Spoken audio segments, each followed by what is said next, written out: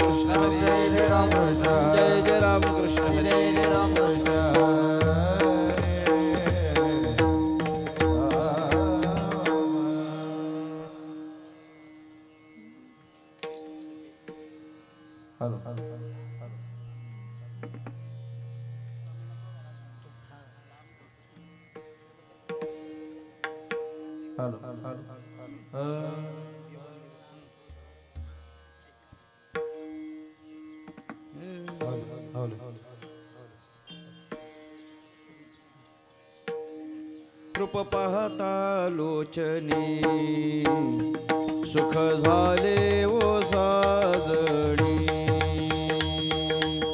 तुहा विठ्ठल बरवा तुहा माधव बरवा रूप पाहता लोचनी सुख झाले ओ साजणी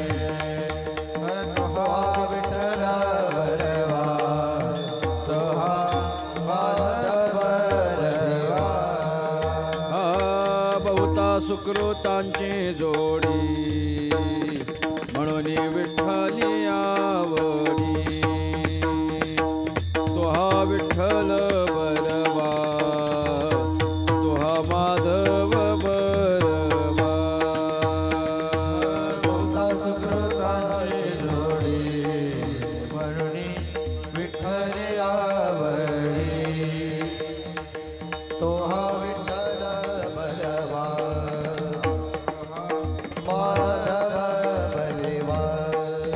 सर्व सुखाचे आगर सर्व सुखाचे आगर बाप रखुमा देवीवर बाप रखुमा देवीवर सर्व सुखाचे आगर बाप रखुमा देवीवर तुहा विठ्ठल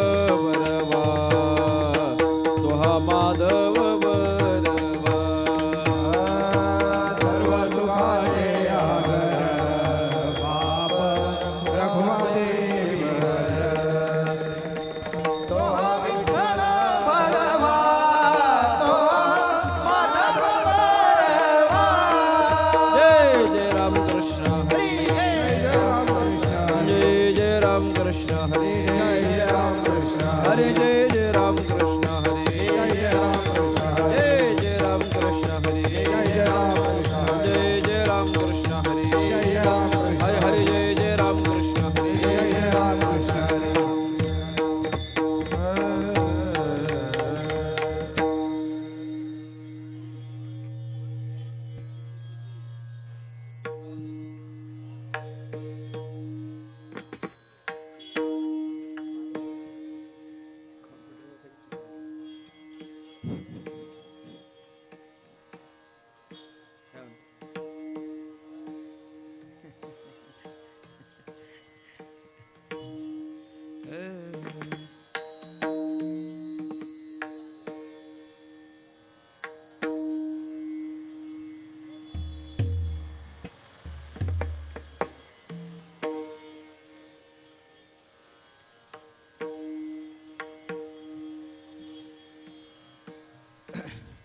विचारा वाचून न पविजे समाधान, न पविजे समाधान, न पविजे समाधान.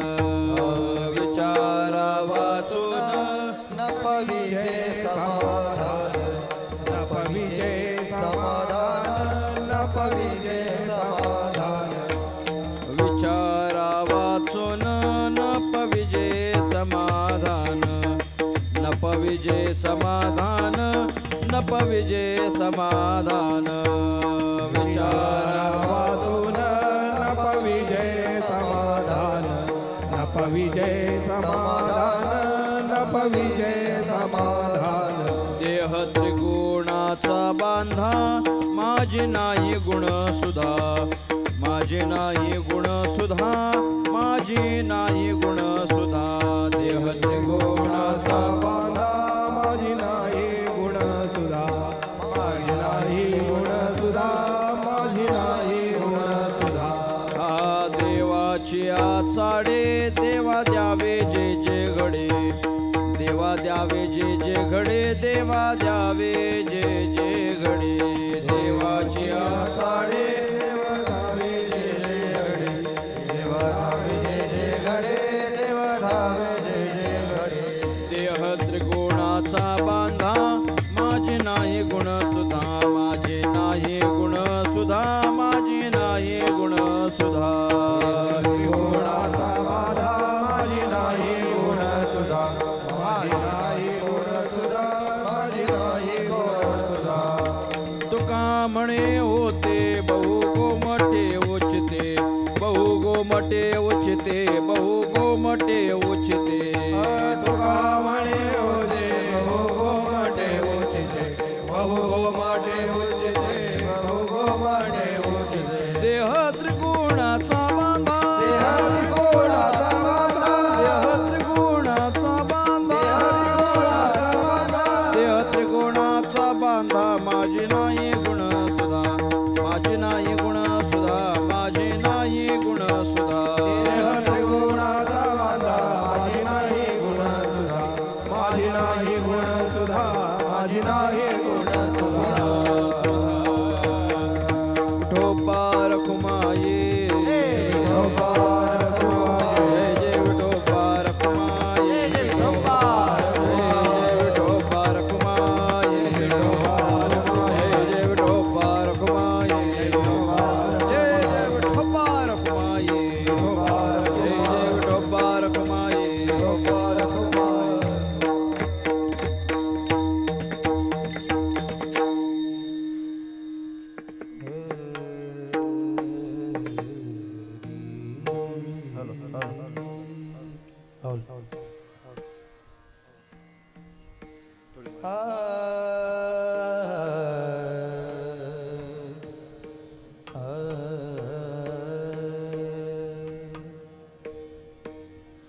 विचारा वाचून, विचारा वाचून, विचार वाचून,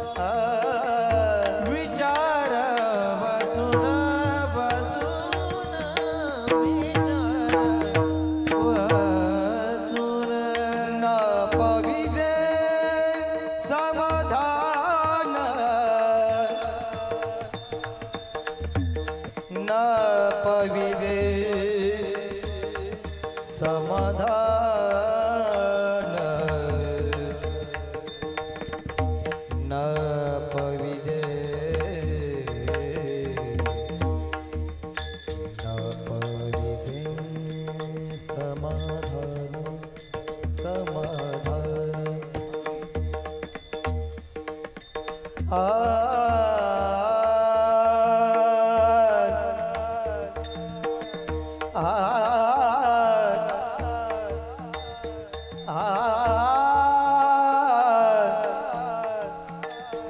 न पविजे समाधान न पविजे समाधान न पविजे समाधान दे त्रिगुणाचा बांधा दे त्रिगुणाचा बांधा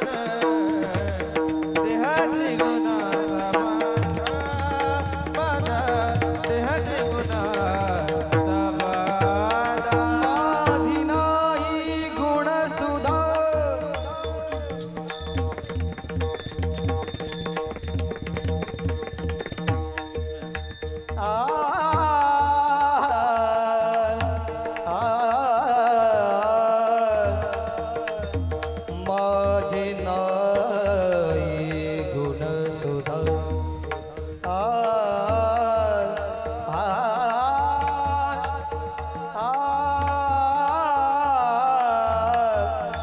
माझी नाही गुण सुधा गुण सुधा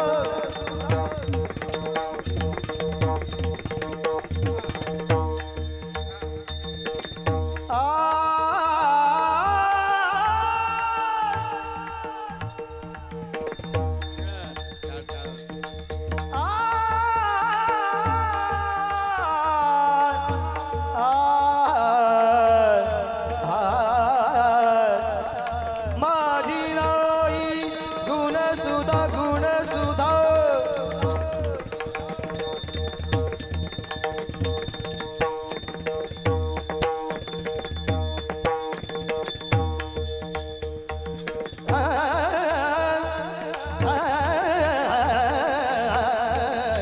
माझी नाही गुण सुधा माझी नाही गुण सुधा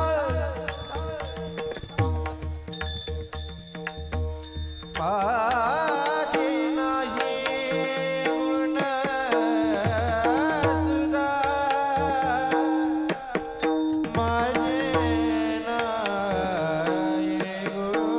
गुण सुधा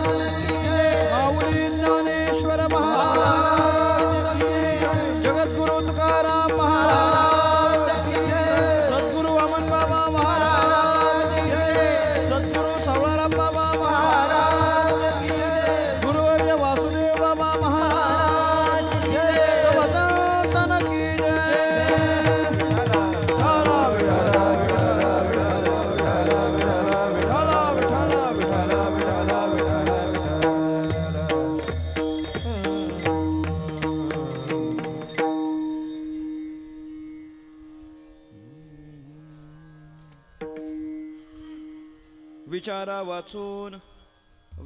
वाचून न पविजे समाधान. देह त्रिगुणाचा बांधा माझे नाही गुणसुधा. देवाची या चाडे देवा द्यावे जे जे घडे. देह त्रिगुणाचा बांधा माझे नाही गुणसुधा. तुका म्हणे होते बहु गोमटे उचिते. देह त्रिगुणाचा बांधा माझी नाही गुणसुधा. पांडुरंगा करो प्रथम नमन दुसरे चरणा संतांचिया. त्यांच्या कृपादाने कथेचा विस्तारू बाबाजी सद्गुरु दास तुका. योग ध्यान समायुक्तम निष्प्रपंचम परिग्रहम प्रसन्नं वदनं शांतं मंगलं सुमनोहरं. ज्ञान वैराग्य संपन्न खंड निज बोध रूपम. पूर्ण ब्रह्मा श्री सद्गुरे वामनाये नमोस्तुते. नसे आप पर ऐसा जगी जो महात्मा. विरक्ती श्रेष्ठ भक्ती स्मरे नित्य रामा. तिथी माघ पौर्णिमा साधोनी वाट धरिली निजधामा. नमस्कार माझा सद्गुरु सावळा रामा. मस्तक माझा पायावरी या वारकरी संतांच्या. विचारा वाचून न पविजे समाधान. देह त्रिगुणाचा बांधा माझे नाही गुणसुधा. विठ्ठल विठ्ठल.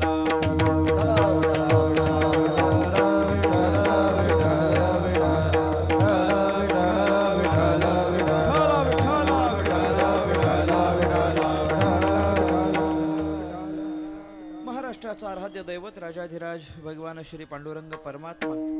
कैवल्य साम्राज्य चक्रवर्ती विश्वसंत महावैष्णव ज्ञानराज माऊली. स्वानंद सुखनिवासी प्रातःस्मरणीय ब्रह्मलीन सद्गुरू वामन बाबा, सद्गुरू साळवाराम बाबा महाराज, गुरुवर्य वासुदेव बाबा महाराज आदी करून सर्व साधू संतांच्या चरणी नतमस्तक होतो. माझ्या समोर उपस्थित माझ्यापेक्षा ज्ञानाने वयाने अनुभवाने ज्येष्ठ श्रेष्ठ श्रोतावर्ग, गायक वादक आदी करून कलाकार वर्ग, तुम्हा सर्वांच्या चरणी साष्टांग प्रणिपात करून परमात्म्याच्या संकीर्तनाला आरंभ. विठ्ठल विठ्ठल.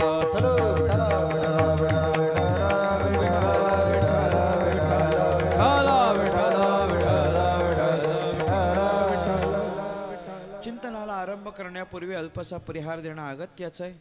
आपल्या ह्या डोंबिवली परिसरामध्ये मूळ सोनारपाडचे असलेले रहिवासी, परंतु अनेक वर्षापासून गावदेवी मंदिरच्या या परिसरामध्ये वास्तव्याला असलेलं हे केणे कुटुंब आणि कुटुंबातील पितृतुल्य व्यक्तिमत्व कैलासवासी रमेश पांडुरंग केणे यांना अल्पशा आजारानं काही दिवसाच्या पूर्वी देवाज्ञा झाली आणि त्यांच्या 13व्याच्या निमित्ताने उत्तर कार्याच्या निमित्ताने आजची ही कीर्तनरूपी सेवा माझ्यासारख्या एका सर्वसामान्य साधकाकडे सोपवली आहे. तदनिमित्तानं या ठिकाणी उपस्थित आहे. विठ्ठल विठ्ठल.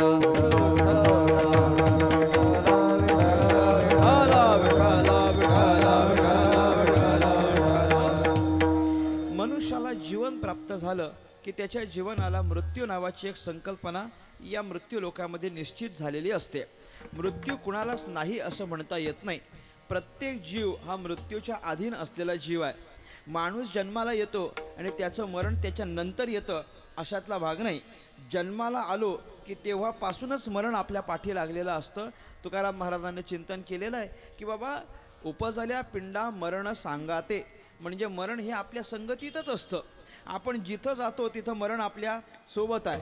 आपण खुर्चीत बसलो तर मरण आपल्या सोबत आहे. पलंगावर झोपलो तरी मरण आपल्या सोबत आहे. प्रवासात असलो तरी मरण आपल्या सोबत आहे. रोज मरण आपल्या सोबत असतं. कारण जो माणूस जन्माला येतो त्या प्रत्येकाच्या सोबत मरणसुद्धा जन्माला येतं. प्रत्येक मनुष्याला जन्म आहे आणि प्रत्येक मनुष्याला मरणसुद्धा आहे. फक्त एवढंच आहे की आपल्याला येणारं मरण कधी येईल हे कुणालाच या जगामध्ये ठाऊक नाही, पण येईल हे मात्र निश्चित आहे. आज नाहीतर उद्या, नाहीतर परवा, नाहीतर पुढच्या वर्षी, काही 4-5 वर्षाने, काही 10-15 वर्षाने कधी ना कधीतरी आपल्याला मरण येणार आहे हे अगदी निश्चित आहे. मरण नावाची संकल्पना कोणालाच आत्तापर्यंत नाकारता आली नाही. जुने कीर्तनकार म्हणायचे की बाबा मरण देवाला सुद्धा नाकारता आलं नाही. देवाला सोडा म्हणे, देवाच्या बापाला सुद्धा नाकारता आली नाही असं ते जुने कीर्तनकार मंडळी म्हणायचे. भगवान प्रभू रामचंद्र या ठिकाणी आले आणि 11,000 वर्षांपर्यंत राहिले, परंतु त्यांचे वडील असणाऱ्या दशरथाला सुद्धा काही कायमचं राहता आलं नाही. देवाचा बाप आहे म्हणून त्याला बरीच वर्ष राहता येईल असं काही नाही. राहता जरी आलं तरी जोपर्यंत आयुष्याची मर्यादा होती तोपर्यंतच राहता आलं. त्याच्यानंतर त्यांना इथून जावं लागलं असेल तर या मृत्यू लोकामध्ये मृत्यू नावाची संकल्पना प्रत्येक मनुष्याला आहे. मृत्यू नावाची गोष्ट ही प्रत्येकाला अपरिहार्य आहे आणि कधीच त्याला चुकत नाही. त्याच्यामुळे सृष्टीचा नियम आणि देवाची आज्ञा म्हणजे मृत्यू आहे. विठ्ठल विठ्ठल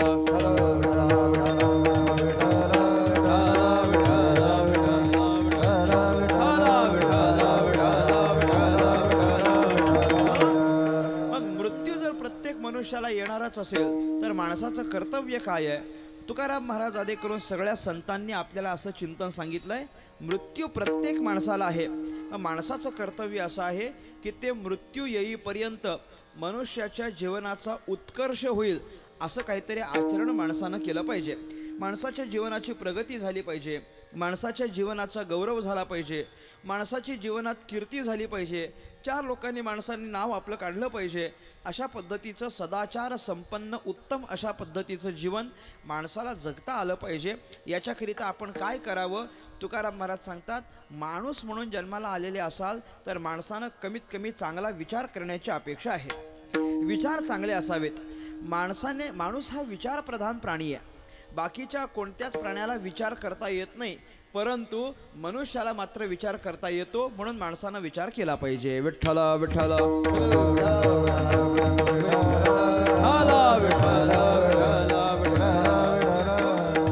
आपण ज्याला सारासार विचार म्हणतो की नाही, तशा पद्धतीचा विचार प्रत्येक मनुष्याला करता येतो. करता येत नाही असं आहे का सांगा? विचार कुणाला करता येत नाही? प्रत्येक माणसाला विचार करता येतो. आणि प्रत्येक क्षणाला आमचा विचार सुरू आहे. विचार करत नाही असा कोणी माणूस जीवन या जगामध्ये नाही. प्रत्येकाला विचार करता येतो. विचार करण्याचं सामर्थ्य भगवंतानं प्रत्येक जीवाला दिलेलं आहे. फक्त माणसाला जेवढं दिलेलं आहे तेवढं बाकीच्या जीवांना दिलेलं नाही. माणसाकडे विचार करण्याची शक्ती ही जास्त प्रमाणात आहे. बाकीच्या पशु पक्ष्यांकडे विचार करण्याची शक्ती ही कमी प्रमाणात आहे. नाही असं म्हणता येत नाही. बाकीच्या पशु पक्ष्यांना पण विचार करता येतं, पण जेवढं माणसाला जमतं तेवढं बाकीच्यांना जमत नाही. मला सांगा, पशु पक्ष्यांपेक्षा माणूस नक्कीच जास्त विचार करतो की नाही? माणसाचा विचार करण्याची सामर्थ्य हे पशुपेक्षा जास्त आहे. अनेक वेळा मी उदाहरण सांगत असतो, भूक लागली म्हटल्यानंतर आपण काहीतरी खाल्लं पाहिजे हे कुत्र्याला कळतं. कळतं की कळत नाही? बोला. कळतं. आपल्याला आता भूक लागली आणि पोटाला कशाची तरी गरज आहे म्हणून काहीतरी खाल्लं पाहिजे हे कुत्र्याला कळतं. आणि भूक लागल्यानंतर खाल्लं पाहिजे हे माणसाला कळतं की कळत नाही? कळतं. माणसाला पण कळतं आणि कुत्र्याला पण कळतं. मग फरक काय? भूक लागल्यानंतर खाल्लं पाहिजे हे माणसालाही कळतं आणि भूक लागल्यानंतर खाल्लं पाहिजे हे कुत्र्याला पण कळतं. मग फरक काय दोघांमध्ये? दोघांमध्ये फरक एवढाच आहे की भूक लागल्यानंतर खाल्लं पाहिजे हे दोघांना कळतं, पण काय खाऊ नये आणि काय खावं हे फक्त माणसाला कळतं, जे कुत्र्याला कळत नाही. आहे की नाही? कुत्र्याला कळतं का बाबा आपण काय खावं काय खाऊ नये? त्याला कळत नाही. त्याला भूक लागली म्हणून आपल्या दारात आला आणि आपण 5 दिवसाची शिळी भाकरी जर त्याच्या पुढ्यात टाकली तर तो खाईल की खाणार नाही? कुत्रा खाईल. त्याला काय शिळं त्याला काही माहिती नसतं. पण हेच जर तुम्ही माणसाला जर 2 दिवसाची शिळी भाकरी दिली तर तो खाईल का सांगा? नाही खात. लगेच त्याला वास घेऊन कळतं की बाबा ही भाकरी किंवा ही भाजी शिळी झालेली आहे. तिच्या चवीवरून त्याला कळतं की शिळी आहे. एका घासात तो ठरवतो की बाबा आता खायचं नाही. याचा अर्थ काय खावं आणि काय खाऊ नये याचं ज्ञान, ही विचार करण्याची शक्ती कुत्र्या मांजराकडं कमी आहे. नाही असं म्हणता येत नाही, पण ती मर्यादित आहे. पण माणसाकडे मात्र विचार करण्याचं धन हे अधिक प्रमाणात असल्याकारणानं माणसाने चांगला विचार केला पाहिजे अशी अपेक्षा तुकाराम महाराजांची या अभंगातून आहे. विठ्ठल विठ्ठल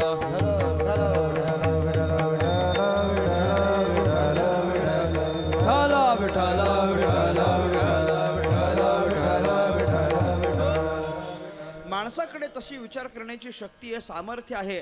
आणि म्हणून माणसानं विचार करावा. कोणता विचार करावा? चांगला विचार करावा. चांगला विचार करा म्हणजे उत्तम विचार करावा. ज्या आचरणाच्या माध्यमातून मनुष्याचा जीवनव गौरवास्पद होण्याची शक्यता आहे अशा पद्धतीचं चांगलं आचरण माणसानं केलं पाहिजे. कारण काय, माणूस जे काही या ठिकाणी आचरण करतो त्या आचरणाच्या माध्यमातूनच समाज त्यांना जिवंत ठेवत असतो. आपण जर चांगल्या पद्धतीचा विचार केला आणि त्यानुसार चांगलं आचरण केलं तर समाज तुम्हाला त्या पद्धतीनं ध्यानात ठेवतो. कारण काही काही माणसं एवढी चांगली विचारवंत होऊन गेलीत की त्यांच्या त्या विचाराच्यामुळे माणसं निघून गेलीत, पण तरीही त्यांची स्मृती अजूनही आपल्यामध्ये जिवंत आहे. विचारवंत सगळी मोठी मंडळी होऊन गेलेली आहेत. 700-750 वर्षे झाली तरी ज्ञानेश्वर माऊली आपल्यामध्ये तसेच जिवंत आहेत. तुकाराम महाराज 350 वर्षानंतर तसेच जिवंत आहेत. छत्रपती शिवाजी महाराज तसेच आपल्यामध्ये अजून जिवंत आहेत. व्यक्ती निघून गेल्या पण तरी त्यांची स्मृती, त्यांची कीर्ती अजूनही तशाच पद्धतीनं जिवंत आहे, कारण ते विचारवंत होऊन गेले. विचारानं ते पाऊलं टाकत गेले आणि स्वतःच्या जीवनाची वाटचाल करत गेले. मी फार अलीकडचं उदाहरण देत असतो. अगदी काही वर्षांच्या पूर्वी आपल्यातून आपल्या समाजात असलेले एक महात्मा निघून गेले, पण आपल्यामध्ये ते आहेत की नाही मला सांगा. 31 वर्ष झाली सद्गुरू श्री सावळाराम बाबा आपल्यातून निघून गेले, पण तरी विचाराच्या माध्यमातून अजूनही ते आपल्यात जिवंत आहे. का बरं? विचारवंतासारखं जीवन जगले आणि त्या जीवनाच्या माध्यमातून सदाचरण केलं, म्हणून ती माणसं अजूनही आपल्यामध्ये जिवंत असल्याची आपल्याला प्रतीती येते. तुकाराम महाराज बोलतात, विचारानं माणूस जीवन जगला की तो सदैव आपल्यामध्ये जिवंत राहतो. भले त्याला मरण येऊन देह गेला असेल, पण कीर्ती मात्र त्यांची जिवंत राहत असते. तुकाराम महाराज बोलतात की नाही, उत्तमची उरे कीर्ती मागे, उत्तमची उरे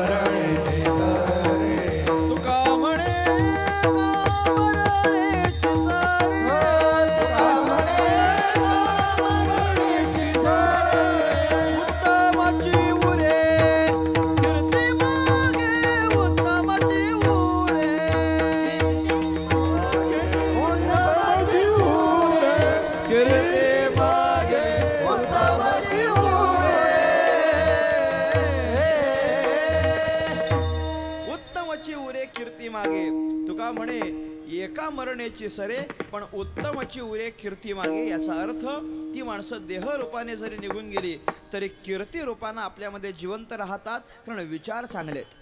तुकाराम महाराज म्हणतात, या विचारा वाचून आपल्याला समाधान नाही, समाधान प्राप्त व्हावं असं प्रत्येक मनुष्याला वाटतं, पण विचार चांगले असतील तर समाधान आहे.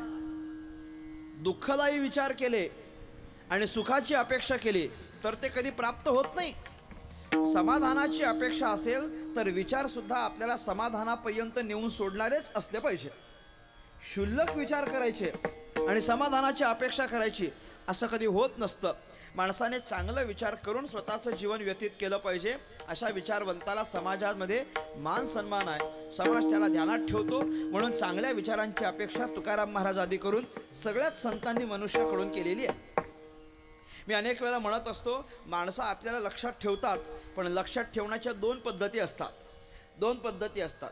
एक तर आम्ही समाजाकरता खूप चांगलं केलं असेल तर माणसं आपल्याला ध्यानात ठेवतात, किंवा आपण जर समाजाला खूप त्रास दिला असेल तर माणसं आपल्याला ध्यानात ठेवतात. दोन प्रकारची कीर्ती असते. एकाला सत्कीर्ती म्हणतात आणि एकाला अपकीर्ती म्हणतात. तुम्ही ध्यानात ठेव, आपलं आपण ठरवायचं. समाजानं आपल्याला ध्यानात ठेवलं पाहिजे, ते आपल्या सत्कीर्तीमुळे ध्यानात ठेवावं की अपकीर्तीमुळे ध्यानात ठेवावं हे आपलं आपण ठरवलं पाहिजे.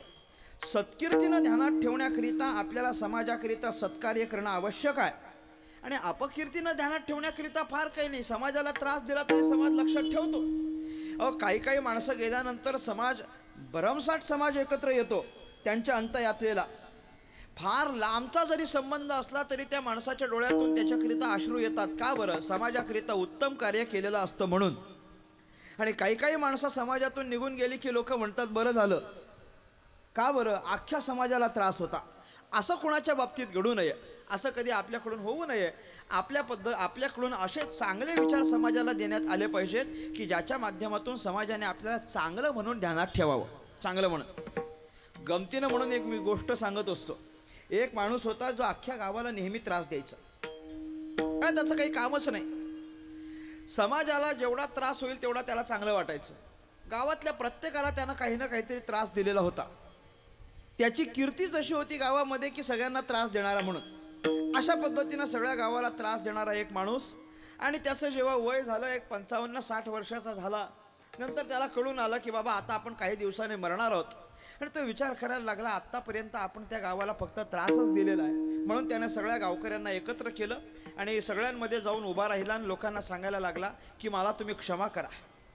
मी आयुष्यभर तुम्हाला भरपूर त्रास दिलेला आहे आणि त्याचा मला आता आता मला त्याचा पश्चात्ताप होतो आहे. त्याच्यामुळे तुम्ही मला उदार अंतःकरणाने क्षमा करा. मला याची जाणीव आहे की आयुष्यभर मी तुम्हाला त्रास दिलेला आहे. गावकरी विचार करायला लागले, जाऊ दे चला, जीवनभर जरी याने त्रास दिलेला असलं, मरता मरता का होईना याला त्याचा पश्चात्ताप आहे की नाही. गावकऱ्याने सांगितलं, बाबा ठीक आहे, आता तुला कळलं की नाही, तुला चूक कळून आली, याच्यामध्ये सगळं झालं म्हटलं. तुला चूक कळली ना, हरकत नाही. तो म्हटला, नाही तसं नाही, पण मी जो तुम्हाला आत्तापर्यंत त्रास दिलेला आहे त्याचं काहीतरी प्रायश्चित्त मला भोगता आलं पाहिजे की नाही. तो म्हटलं, बाबा मग काय तुझी इच्छा आहे. तो म्हटलं, काही नाही, माझी एकच इच्छा आहे की मी आता एक 15-20 दिवसानंतर मरणार आहे. माझी तब्येत पूर्ण खालवलेली आहे, जास्त दिवस काही मी जगणार नाही, फार तर महिनाभर मी जगेन, त्याच्यानंतर मी मरणार आहे. परंतु मेल्यानंतर माझी एक इच्छा आहे, तेवढी फक्त तुम्ही सगळ्या गावकऱ्यांनी माझ्याकरता पूर्ण करावी. माझं प्रायश्चित्त म्हणून तुम्ही ती माझी इच्छा पूर्ण करावी, अशी माझी इच्छा आहे. काय इच्छा आहे म्हटलं तुझी. त्यानं सांगितलं, माझी एकच इच्छा आहे की मी मेल्यानंतर सामान्य माणसाला जसं 4 खांद्यावर उचलून घेऊन जातात तसं मला काही घेऊन जाऊ नका. तर म्हटलं, मग काय करायचं. काही नाही म्हणे, सगळे गावकरी एकत्र या, माझे दोन्ही हातपाय बांधा आणि हातपाय बांधून मला फरफटच स्मशानापर्यंत घेऊन जा, हे माझं प्रायश्चित्त आहे म्हटले. तुम्हाला त्रास दिला ना, त्या त्रासाचं प्रायश्चित्त म्हणून दोन्ही हातपाय माझे बांधा आणि असं फरफटत खेचत मला घेऊन जा, याच्यानेच माझा आत्मा शांत होईल म्हणले, मला दुसरं काही नको. गावकरी म्हटले, अहो असं कसं करता येईल, हे बरं नाही. तुम्हाला तुमचा पश्चात्ताप झालेला याच्यामध्ये सगळं झालं म्हटले. तो म्हटला, नाही तसं नाही, पण माझी ही शेवटची इच्छा आहे आणि ती तुम्ही पूर्ण केली पाहिजे. हो म्हटले, ठीक आहे, हरकत नाही. 1 महिनाभराच्या नंतर तो माणूस वारला आणि तो माणूस मेल्यानंतर सगळे गावकरी एकत्र झाले आणि याच्यासाठी ते काय तिरडी वगैरे सजवली, बाबा सगळं झालं, ती व्यवस्था झाली. पण तेवढ्यात कोणीतरी आठवण करून दिला, हो त्यांची ती शेवटची इच्छा राहिली की नाही, आता शेवटची इच्छा पूर्ण करावी लागेल. काय इच्छा आहे, शेवटची इच्छा काय आहे, दोन्ही हातपाय बांधून फरफटत न्यायचे म्हटल्यानंतर बरं, त्यातल्या त्यात हातपाय बांधून फरफटत नेण्याचं ठरवलं. तेवढ्यात एक माणूस उठला आणि म्हणायला लागला, याच्या हातपाय बांधण्याचं काम मी करणार म्हटले. मी याच्या हातपाय बांधणार. का म्हणे, सगळ्यात जास्त त्रास याने फक्त मलाच दिलेला आहे, त्याच्यामुळे हातपाय बांधण्याचा अधिकार मला, मी हातपाय बांधतो. बांध म्हटले, तू हातपाय बांध. दुसरा उठला तर म्हटला, पहिल्यांदा मी याला फरफटत घेऊन जाणार. एक फरफटत झालं, सुरुवात झाली. त्याच्या इच्छेप्रमाणे 1, 2, 3, 4 असं एका मागोमाग एक त्याला असं खेचत स्मशानापर्यंत घेऊन जायला लागले. एवढ्यात झाला असं, यांच्यातलंच कुणीतरी एक पोलीस स्टेशनला गेलं, या गावकऱ्यांच्या मधलंच एक. तुम्हाला खरं सांगतो, पोलीस स्टेशनला जाणारा आपल्यातलाच कुणीतरी असतो, तो असं काही फार लांबचा कोणी येत नाही. यांच्यातलाच कोणीतरी एक पोलीस स्टेशनला गेला आणि त्याला सांगितलं, पोलिसांना तिथे कंप्लेंट केली की अमुक गावामध्ये एक 200-400 लोक एकत्र आलेली आहेत आणि एका माणसाच्या हातपाय बांधून त्याला फरफटत घेऊन चाललेले आहेत. असं झालं, कंप्लेंट केलं बरोबर. म्हटले ते पोलीस निघाले म्हटल्यानंतर म्हटले, एका माणसावर एवढी माणसं अत्याचार करतायत म्हटल्यानंतर सगळ्यांना घेऊन यावं लागेल. त्यांनी पण एक गाडी घेऊन गेले नाहीत, चांगल्या 4-5 गाड्या घेऊन ते पोलीस गेले आणि जाऊन बघितलं तर एक माणूस आहे, ते एका माणसाचे हातपाय बांधलेत. 200-400 माणसं आहेत, एकानंतर दुसऱ्यानंतर तिसरा असं करत त्याला फरफटत घेऊन जात आहेत. हे जेव्हा पोलिसांनी बघितलं तेव्हा पोलीस उतरले आणि जेवढे काही तिथं फरफटत घेऊन जाणारे होते तेवढ्या सगळ्यांना गाडीत टाकलं, पोलीस स्टेशनला घेऊन गेले, डांबून ठेवल्यानंतर हे जे सगळे आतमध्ये बसले की नाही, जेलमध्ये आतमध्ये बसलेले सगळे एकत्र झाले आणि सगळे एकत्र होऊन एकामेकाशी बोलायला लागले. फार हुशार होता म्हटले, गेला पण फार हुशार होता. का हुशार होता म्हणे, मरेपर्यंत तर त्रास दिला म्हणे, पण गेल्यानंतरची पण व्यवस्था करून गेला म्हटले. आपली व्यवस्था करून गेला, आपल्याला इथं कसं पोहोचवता येईल याची हा व्यवस्था करून गेला. या पद्धतीनं पण माणसं लक्षात ठेवतील. का बरं, अपकीर्तीने लक्षात ठेवणारी आहेत. अपकीर्तीने तुम्ही त्रास दिला म्हणून तुम्हाला लक्षात ठेवणारी आहेत. एका माणसाची विचारशैली तशी असते, परंतु अशा पद्धतीच्या विचारांना आपल्याला कोणी ध्यानात ठेवू नये, त्याचं काही गौरव नाही, कल्याण होत नाही. तुकाराम महाराज म्हणतात विचार करण्याचं सामर्थ्य दिलं असेल, चांगला विचार करावा. निरर्थक विचार करण्याने फक्त वेळ वाया जातो, माणसाच्या हाती काही लागत नाही. तुकाराम महाराज बोलतात पहा, विचाराव काय विचार करिता वाया जाय वेळ, विचार करिता वाया जाय वेळ, करिता वाया जाय वेळ, विचार करिता वाया जाय वेळ, विचार करिता वाया जाय वेळ, करिता वाया जाय वेळ, विचार करिता वाया जाय वेळ,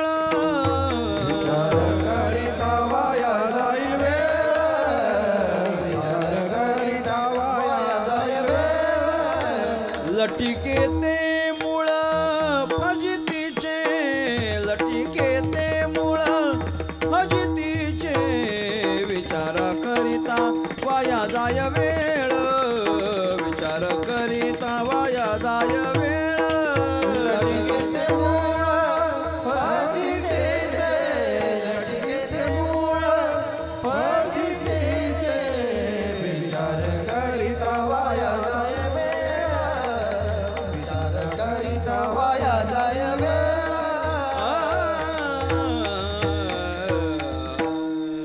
विचार करिता वाया जाय वेळ, लटिके ते मूळ फजितीचे.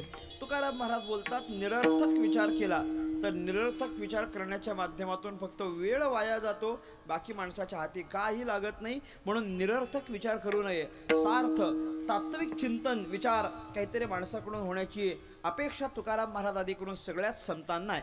विचार करून पाहावं, विचार करून पाहावं की बाबा आपलं कल्याण कशात आहे, आपला गौरव कशात आहे, आणि त्या माध्यमातून जीवन जगण्याची माणसाकडून अपेक्षा आहे. कधी कधी माणसं काय म्हणजे एखाद्या गोष्टीचा विचार करू नये त्याचा पण एवढा विचार करतात की त्याच्यात फक्त वेळ वाया जातो. मी अनेक वेळा पाहतो प्रवासामध्ये जेव्हा माणसं असतात प्रवासात, तेव्हा प्रवासात असताना माणसं नको त्या गोष्टीचा फार विचार करतात. उगाच त्याच्यावर गप्पा गोष्टी मोठे ते विषय रंगवतात. त्याच्यातून काय प्राप्त होतं मला सांगा? काही मिळत नाही. अहो दिवसभर माणसं जेव्हा निवांत बसलेली असतात तेव्हा उगाच काही ना काहीतरी विचार करून बराच वेळ माणसाचा वाया जातो. पण वेळ वाया जातो त्याच्याकडे माणूस कधी नजर ठेवत नाही. मनुष्याला दिलेली उत्तम वेळ आहे, तर त्या वेळेचा सदुपयोग कसा करता येईल याचं मनुष्यानं चिंतन केलं पाहिजे. निरर्थक विचार माणसानं करू नये. एक माणूस रस्त्याने चालला होता. एक भिंत होती, भिंतीवर एक वाक्य लिहिलेलं होतं, पडणेवाला गधा. काय लिहिलेलं होतं? पडणेवाला गधा. आणि हे याने वाचलं. हे वाचल्यानंतर ते म्हणायला लागला, हा मला गाढव बोलतो म्हटले, पडणेवाला गधा मला गाढव म्हणायला लागला, थांब याची चांगलीच जिरवतो म्हटले. तिथं गेला, स्वतःच्या हातानं पुसलं आणि परत लिहिलं, लिखणेवाला गधा. पटलं तर बघा, काय गरज आहे मला सांगावं? या वाक्याच्या विचारानं त्याला मिळालं काय? आधी लिहिलं होतं पडणेवाला गधा, तरी पण हाच गधा, आणि नंतर स्वतःच्या हातानं लिहिलं लिखणेवाला गधा, तरी हाच गधा. मला म्हणायचं याचं काय गरज, काय आपल्याला काय गरज? कधी कधी ती फार गंमत असते बघा. गाडी चालवत असताना समोरच्या ट्रकवरचे वाक्य वाचायचे, ती एक बऱ्याच लोकांना सवय असते. त्याच्यानं मिळत काहीच नाही बरं का, मिळत काहीच नाही, पण उगाच माणूस त्याच्या संबंधानं विचार करतो आणि आपला वेळ वाया घालवतो. तशा पद्धतीचा विचार करण्याची अपेक्षा संतांनी आपल्याकडून केली नाही. संत मंडळीचं म्हणणं आहे, माणूस म्हणून आपण जन्माला आलेलो असू तर किमान माणसासारखं तरी माणसानं जगलं पाहिजे. किमान पक्षी माणसानं माणसासारखं जगावं, कारण माणसाकडे विचार करण्याची उत्तम शैली आहे. माणसाने याचं चिंतन केलं पाहिजे, माझं सामर्थ्य काय आहे, माझी शक्ती काय आहे, मी काय करू शकतो, माझ्याकडे कोणते गुण आहेत, माझ्याकडे कोणती प्रबलता आहे, याचा विचार करून माणसानं पुढचं जीवन जगलं पाहिजे. माझी स्ट्रॉंग पॉवर काय, प्लस पॉईंट काय आहेत माझे, आणि त्याच्या माध्यमातून मी कसं जीवन जगू शकतो याच्या संबंधानं विचार केला पाहिजे माणसानं कधीतरी. वीकनेस काय आपला, स्ट्रॉंग पॉईंट काय आहे, आपल्याला इंटरव्ह्यूला विचारतात की नाही की बाबा तुमचे स्ट्रॉंग पॉईंट्स काय आहेत, तुमचा वीकनेस काय आहे, असं विचारलं जातं. कारण आपले स्ट्रेंथ काय आहे असं विचारलं जातं की नाही. का बरं? आपले जे स्ट्रॉंग पॉईंट्स आहेत, प्लस पॉईंट्स आहेत, स्ट्रेंथ आहे, जे आपले चांगले गुण आहेत, त्या गुणांच्या माध्यमातून माणसाला स्वतःचा उत्कर्ष साधता येऊ शकतो. एवढ्याकरता माणसानं त्याचा विचार केला पाहिजे. प्रत्येक माणसाकडं सामर्थ्य चांगलं आहे. ऐका, एकाच क्षेत्रामध्ये सगळ्याचं सामर्थ्य असेल असं काही नाही. मी अनेक वेळा म्हणत असतो, काही विद्यार्थी अभ्यासात हुशार असतील तर काही विद्यार्थी खेळात हुशार असतील. हे काय कंपल्सरी नाही, मॅन्डेटरी नाही की प्रत्येक विद्यार्थी हा अभ्यासातच हुशार असला पाहिजे, असं काही नाही. एखादा अभ्यासात हुशार असेल, एखादा खेळात हुशार असेल, एखादा कलेत हुशार असेल. प्रत्येकाची हुशारी ही वेगवेगळ्या क्षेत्रात असू शकते, परंतु त्यानं त्याचं चिंतन करावं की बाबा आपलं क्षेत्र कोणतं आहे आणि त्या क्षेत्राच्या अनुसार आपण काय करावं याचं प्रत्येक माणसानं चिंतन केलं पाहिजे. स्वतःच्या सामर्थ्याला ओळखून जर माणसानं स्वतःच्या जीवनाचं आचरण केलं तर नक्कीच ते गौरवास्पद ठरेल. शक्ती आपली ओळखता आली पाहिजे. मी परवाच एक दृष्टांत सांगितला. एक माणूस दुधाचा व्यवसाय करत होता. दुधाचा व्यवसाय करायचा म्हणजे त्याच्याकडे भरपूर म्हशी होत्या. तो म्हशींचं दूध काढायचं, तो त्या किटल्यांमध्ये भरायचा आणि टेम्पोमध्ये स्वतःचे ते दुधाचे कॅन वगैरे ठेवून तो दुसऱ्या गावाला विकायला घेऊन जायचा. एकदा असेच त्याने स्वतःच्या तबेल्यातले ते 2 मोठे मोठे दुधाचे कॅन भरले, टेम्पोत ठेवले आणि घेऊन जायला निघाला. आजूबाजूला त्याच्या 2 पोरं मस्ती करत होती आणि म्हणून त्या दूधवाल्यानं त्या मस्तीखोर पोरांना सांगितलं, बाबा रे मस्ती करू नका, तुम्ही जर मस्ती केली तर मी तुम्हाला शिक्षा देईन. मस्ती करायची. ओरडला. 2 पोरांना ओरडल्याबरोबर त्या पोरांना हा माणूस आपल्याला ओरडलेला आवडलं नाही, त्यांना आवडलं नाही. ते म्हणायला लागले की बाबा आम्ही काय ते आमचं खेळत होतो, यांना आम्हाला ओरडण्याची काही गरज होती का? काही गरज नव्हती. हा आम्हाला ओरडला, त्यांना आवडलं नाही. त्यांनी काय केलं, ज्या माणसाने ते दुधाचे 2 कॅन टेम्पोत ठेवले होते ना, त्या माणसाच्या नकळत या दोघांनी 2 बेडकं घेतली आणि त्या 2 कॅनमध्ये टाकली. 2 बेडकं घेऊन कॅनमध्ये टाकली. आता ते दोन्ही बेडूक त्या 2 कॅनमध्ये वेगळे वेगळे. त्या दोन्ही बेडकांची विचार करण्याची शक्ती पहा. एक बेडूक विचार करायला लागला की बाबा कुठं येऊन पडलो हे म्हटले मी. आत्तापर्यंत आपल्याला दुधात राहण्याची सवय नाही, आपल्याला कुठं राहण्याची सवय, चिखलात राहण्याची सवय. फार फार तर गढूळ पाण्यात राहिलेलो आहे, एवढं दुधाच्या सागरात कधीच राहिलो नाही. आज इथं दुधात पोहायला मिळायला लागलं म्हणे, पण मला असं वाटत नाही की मी या दुधात फार फार जिवंत राहू शकेन म्हणे. वरती बघायला लागलं तर झाकण आहे, झाकण घट्ट लावलेलं आहे. बेडूक विचार करतो, आपलं तर एवढं सामर्थ्य नाही की आपण हे झाकण उघडून बाहेर जाऊ शकतो आणि आपल्याला याचं पण ज्ञान नाही की दुधाच्या बुडाला जायचं कसं. आत्तापर्यंत कधी दुधात आपण पोहलो नाहीत, त्याच्यामुळे दुधात पोहण्याचं पण आपल्याला ज्ञान नाही. त्यामुळे आपण दुधाच्या तळाला पण जाऊन बसू शकत नाही आणि हे झाकण उघडून पण आपल्याला पलीकडे जाता येणार नाही. त्यानं मनाशीच ठरवून घेतलं, आता काही नाही, थोडा वेळ जर समजा या कॅनचं झाकण उघडलं नाही तर आपण मेलोच म्हणून समजा. स्वतःचे हातपाय त्याने गाळून टाकले. काही नाही, आता आपण पुढे जीवन जगू शकत नाही, मेलोच असा विचार करणारा तो काही वेळानं काही हातपाय हलवले नाहीत. आपल्याला इथून बाहेर पडणं अशक्य एवढाच त्यानं विचार केला आणि म्हणून काही वेळानं तो त्या कॅनमध्ये मेला. तो बेडूक मेला. दुसऱ्या कॅनमध्ये एक बेडूक जो होता तो विचार करायला लागला, आपण पहिल्यांदाच दुधात आलेलो आहे म्हटले, आपण याच्यापूर्वी कधी दुधात आलो नव्हतो, पण चांगली गोष्ट आहे म्हटले, आपलं भाग्य आहे की आपले सगळे भाऊबंद चिखलात आहेत आणि आपण दुधात आहोत म्हटले. हे आपले भाग्य आहेत म्हटले चांगले. चला दुधात कधी का होईना, परंतु या दुधाची आपल्याला सवय नाही आहे म्हणून दुधात आपण पोहू शकत नाही, खाली वगैरे जाण्याचं आपल्याला ज्ञान नाही. बरं, वरती त्याने बघितलं तर झाकण त्याचं पण घट्ट लावलेलं होतं, बाहेर पडता येणार नाही. पण तो विचार करायला लागला की जरी बाहेर पडता आलं नाही आणि जरी आपल्याला या दुधाच्या तळाशी जाता आलं नाही तरी कमीत कमी आपल्याला पोहण्याचं तर ज्ञान आहे की नाही, पोहण्याचं तर ज्ञान आहे. कमीत कमी माझ्याकडे सध्या एवढी शक्ती आहे की झाकण उघडेपर्यंत मी जिवंत राहू शकतो. झाकण उघडेपर्यंत मी जिवंत राहू शकतो. एकदा का झाकण उघडलं की पटकन उडी मारून आपल्याला बाहेर जाता येईल असा त्याने विचार केला. थोडा काळ तो टेम्पोचा प्रवास जोपर्यंत चालू होता तोपर्यंत हा कसा बसा पोहत राहिला, हातपाय हलवत राहिला आणि पोहता पोहता थोडासा वेळ निघून गेला. टेम्पो एका ठिकाणी पोहोचला. तो मालक उतरला, दोन्ही कॅन उघडले आणि त्याने दोन्ही झाकणं उघडले. दोन्ही कॅनचे झाकण उघडले. दोन्ही कॅनचे झाकण उघडल्यानंतर एका कॅनमध्ये त्याला मेलेलं बेडूक सापडलं आणि दुसऱ्या कॅनचं झाकण उघडल्याबरोबर हा जो होता ना जिवंत, त्याने पटकन उडी मारली, बाहेर पडला आणि पळून गेला. मला सांगा, दोन्ही बेडकच आहेत आणि दोन्ही दुधाच्याच कॅनमध्ये होता, पण एक मरून पडला आणि दुसरा जिवंत बाहेर पडला. याचं कारण काय? एकानं विचार केला की बाबा आता मी मेलोच, माझ्याकडची सामर्थ्य शक्ती संपली आणि दुसरा विचार करतो बाबा माझ्याकडे सामर्थ्य आहे, मी जिवंत राहू शकतो. मला सांगण्याचं तात्पर्य एवढंच आहे, माणसाने स्वतःच्या सामर्थ्याचा विचार केला पाहिजे. माझ्याकडं काय सामर्थ्य आहे, या सामर्थ्याने मी कुठपर्यंत जाऊ शकतो याचं चिंतन माणसाने करावं आणि त्या चिंतनाच्या माध्यमातूनच सतसत विवेकबुद्धी जिवंत ठेवून चांगल्या विचाराची अपेक्षा तुकाराम महाराज करतात. कारण या विचाराच्या शिवाय माणसाला समाधान प्राप्त होऊ शकत नाही. तुकोबाराय म्हटले अभंगाचं पहिलं चरण. विचार वाजोने विचार वाजोने विचार वाजोने विचार वाजोने विचारा वाचून विचारा वाचून विचारा वाचून विचारा वाचून विचारा वाचून विचारा वाचून विचारा वाचून विचारा वाचून विचारा वाचून विचारा वाचून विचारा वाचून विचारा वाचून न पाविजे समाधान न पाविजे समाधान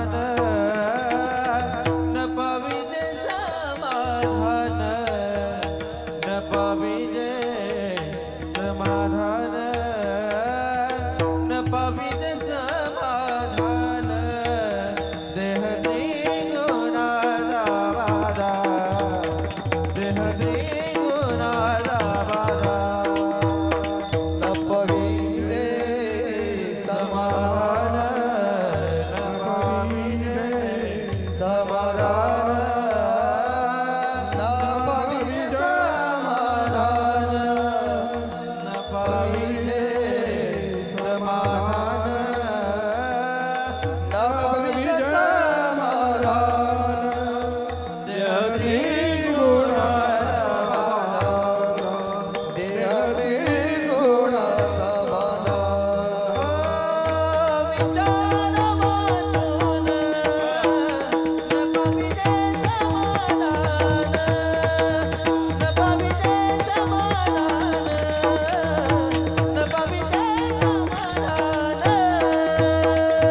विचार वाचून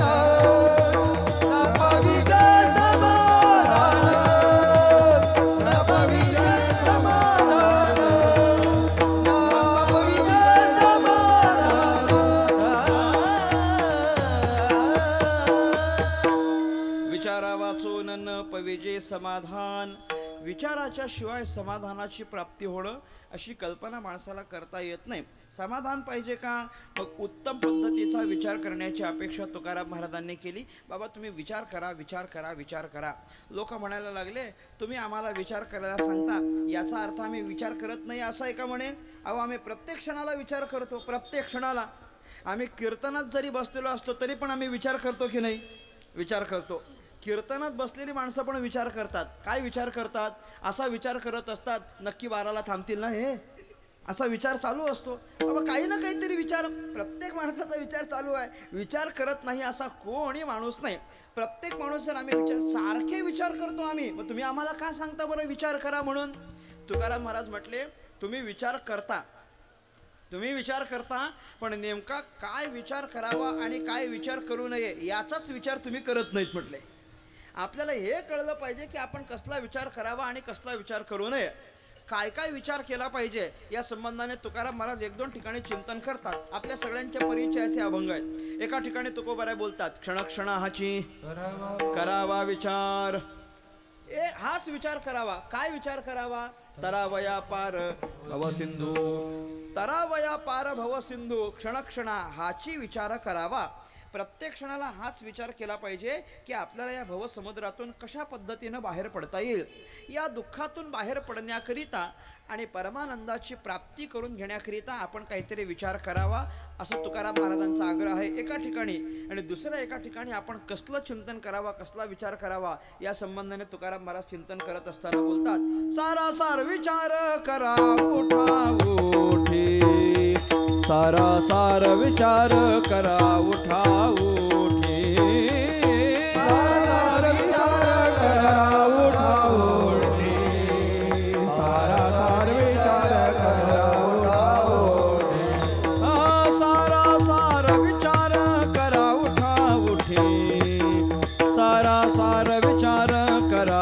उठे सारासार विचार करा उठा उठे सारासार विचार करा उठा उठे नामधरा कंठी विठोबाचे नामधरा कंठी विठोबाचे धरा कंठी विठोबाचे नामधरा कंठी विठोबाचे नामधरा कंठी विठोबाचे नामधरा कंठी विठोबाचे धरा कंठी विठोबाचे नामधरा कंठी विठोबाचे तयाच्या चिंतने निरसेल संकट तयाच्या चिंतने निरसेल संकट तयाच्या चिंतने निरसेल संकट तयाच्या चिंतने निरसेल संकट दयाच्या चिंतने निर्जल संकट दयाच्या चिंतने निर्जल संकट दयाच्या चिंतने निर्जल संकट दयाच्या चिंतने निर्जल संकट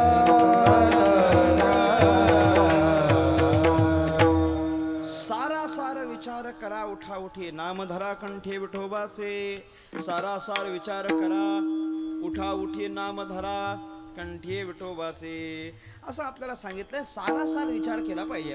सारासार म्हणजे तरी काय, सार आणि असार याचं चिंतन माणसानं केलं पाहिजे. सारासार म्हणजे काय, अजून सोपं बोलायचं झालं, चांगलं काय वाईट काय याचं चिंतन पण माणसानं केलं पाहिजे. बरं, हे माणूस काही चिंतन करत नाही असं नाही. चांगल्या वाईटाचा विचार करणारा प्रत्येक माणूस आहे. प्रगल्भतेने विचार करत नाही तो भाग वेगळा, नाहीतर प्रत्येक माणूस चांगल्या वाईटाचा विचार करतो. आपल्याला चांगलंच खायला मिळावं याचा विचार करतो, आपल्याला चांगलंच राहायला मिळावं याचा विचार करतो. सारासाराचं तसं सर्वसामान्य प्रत्येक माणूस विचार करतो. मी गमतीनं सांगत असतो, माणसाला सगळ्या गोष्टी चांगल्याच पाहिजे असतात, साररूपच पाहिजे असतात. सामान्यातला सामान्य मनुष्य जरी असला तरी एखाद्या ठिकाणी बसताना पण विचार करतो जागा चांगली आहे की नाही, विचार करतो की नाही सांगा. अतिशय सामान्य तुम्हाला सांगतो, आपण जेव्हा खुर्चीवर बसतो की नाही तेव्हा खुर्चीवर बसताना पण लोक आधी बोट लावून बघतात. खुर्चीवर बसण्याच्या आधी असं बोट लावून पाहतात. का बरं? त्याच्यावर धूळ वगैरे आहे का हे आधी पाहतात आणि मग त्याच्यावर बसतात. हा फार सामान्य विचार आहे, पण या सामान्यातून पण आपल्याला जाणता येतं खुर्चीवर बसताना पण माणूस विचार करतो आपल्याला चांगली जागा बसण्याकरिता असावी. जर त्याच्यावर धूळ असेल तर माणूस ती साफ करून घेतो आणि मग बसत असेल तर चांगल्या वाईटाचा विचार हा प्रत्येक माणूस क्षणाला करत असतो, नाही असं नाही, प्रगल्भतेनं नाही करत. जेवढं सखोल चिंतन त्यानं सारासाराचं केलं पाहिजे तेवढं तो सखोल करत नाही. म्हणून तुकाराम महाराज म्हणतात, आमची अपेक्षा आहे तुम्ही चांगल्या वाईटाचं चिंतन करा, सारासार विचार करा, उठा उठी नामधरा कंठी विठोबाचे. चांगल्या वाईटाचा विचार करण्याची आपल्याकडून अपेक्षा आहे. विठ्ठला विठ्ठला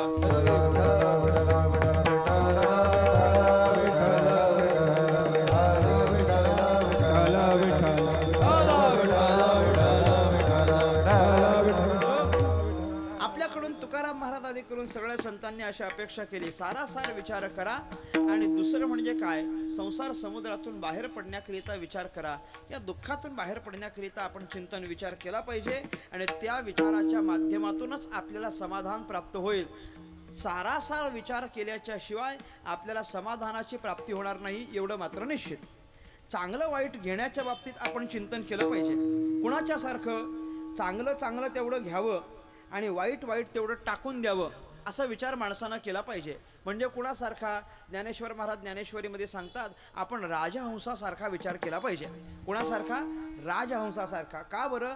राजहंसाकडे एक उत्तम असा गुण आहे, तो गुण आपल्याकडे असण्याकरिता माणसानं विचार केला पाहिजे. राजहंसाकडे काय गुण? ज्ञानेश्वर महाराज सांगायला लागले, सलिली पय जैसे एक होऊनी मिनले असे ते निवडोनी राजहंसे वेगळे कीजे. ज्ञानोबा ज्ञानेश्वरीमध्ये बोलतात, सलिली पय जैसे एक होऊनी मिनले असे. ज्याप्रमाणे सलील आणि पय, सलील म्हणजे काय? सलील म्हणजे काय? दूध. आणि पय म्हणजे काय? पय म्हणजे दूध आणि सलील म्हणजे काय? पाणी. दूध पाणी जर तुम्ही एकत्र केलं आणि दूध पाणी एकत्र करून जर राजहंसाच्या पुढ्यात ठेवलं तर राजहंस काय करतो मला सांगावं, तो दूध तेवढं ग्रहण करतो आणि पाणी तेवढं टाकून देतो. म्हणजे सार घेणं आणि असार टाकून देणं हा राजहंसाचा चांगला गुण आहे. तो चांगला गुण आपल्याकडे आपण घ्यावा. चांगलं तेवढं घ्यायचं आणि वाईट फलकट जे काही असेल ते टाकून द्यायचं. तुम्हाला सूप माहिती आहे का? सूप खाण्याचा नाही. पूर्वीच्या काळी ते भात काय स्वच्छ करण्याकरिता वापरला जायचं ते सूप. आता अलीकडे तो पद्धत राहिलेली नाही. पण ते सूप जेव्हा घेतलं जायचं धान्य साफ करण्याकरिता, सुपात जेव्हा ते धान्य टाकले जायचे तेव्हा सूप काय करतं मला सांगावं. सुपात जेव्हा ते धान्य फुंडलं जातं तेव्हा सुपाचं काम काय आहे? सूप काय करतं, चांगलं तेवढं स्वतःकडे ठेवून घेतं आणि जे काही फलकट आहे ते टाकून देतं. बरोबर की नाही? हो नाही म्हणा काहीतरी. आता सुपाचं माझ्यापेक्षा जास्त तुम्ही चांगलं सांगू शकता. सुपाचं काम हेच आहे, चांगलं तेवढं तो घेतो आणि वाईट तेवढं तो टाकून देतो. हे सुपाचं काम आहे. आणि हे चांगलं वाईट निवडण्याकरिता अजून एक साधन वापरलं जातं. काय म्हणतात त्याला? गोल असते ती चालन. बोला ना मास. हे चालन आहे. त्या चालणीमध्ये जेव्हा आपण ते धान्य टाकतो तेव्हा चालन काय करते सांगा? चालन काय करते? वाईट तेवढं स्वतःकडे घेतं आणि चांगलं तेवढं टाकून देतं. आपला स्वभाव कोणासारखा असावा? सुपासारखा असावा. गुणग्राही म्हणतात त्याला. चांगलं आहे ते घ्यावं, वाईट आहे ते टाकून द्यावं. तुकोबाराय याच विचाराची अपेक्षा करतात. सार विचार करा. असाराचा आपण विचार करावं आणि विचार करून माणसाच्या जीवनाला समाधान होईल. फार या जीवनाच्या बाबतीत अपेक्षा धरून ठेवू नये. का बरं? तुकाराम महाराज बोलतात, विचार चांगलं जीवन जगण्याचा करावा. या देहाच्या संबंधाने फार अपेक्षा धरू नये. का अपेक्षा धरू नये? कारण आपला हा जो देह आहे, हा देह 3 गुणांचा जरी संमिश्रित देह असला तरी या 3ही गुणांपैकी एकही चांगला गुण या देहाच्या ठिकाणी नाही. अभंगाचं 2रं चरण. देह त्रिगुणाचा बांधा, देह त्रिगुणाचा बांधा, देह त्रिगुणाचा बांधा, देह त्रिगुणाचा बांधा, देह त्रिगुणाचा बांधा, देह त्रिगुणाचा बांधा, देह त्रिगुणाचा बांधा, देह त्रिगुणाचा बांधा.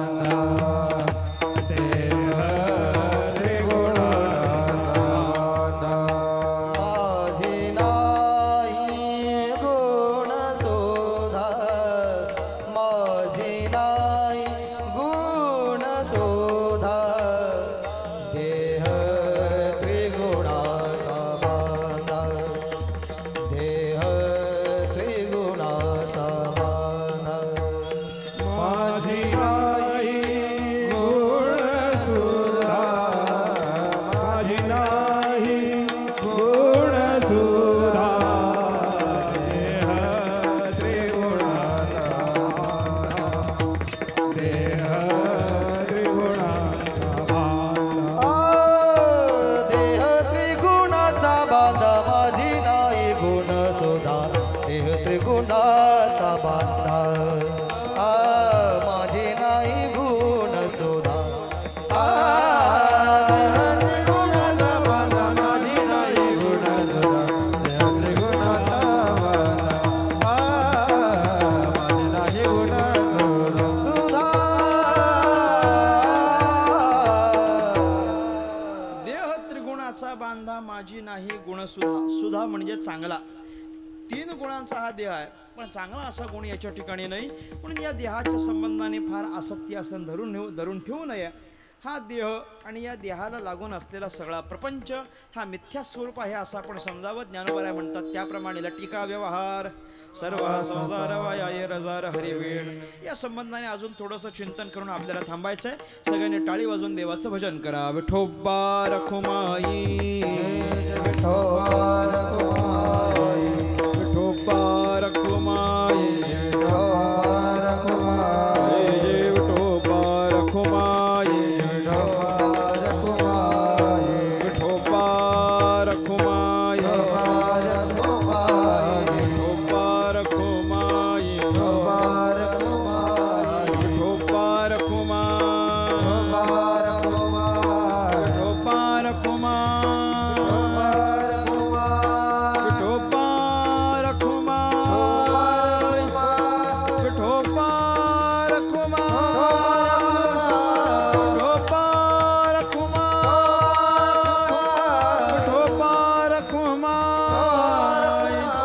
विठोबा रखुमा विठोबा रखुमा विठोबा रखुमा ये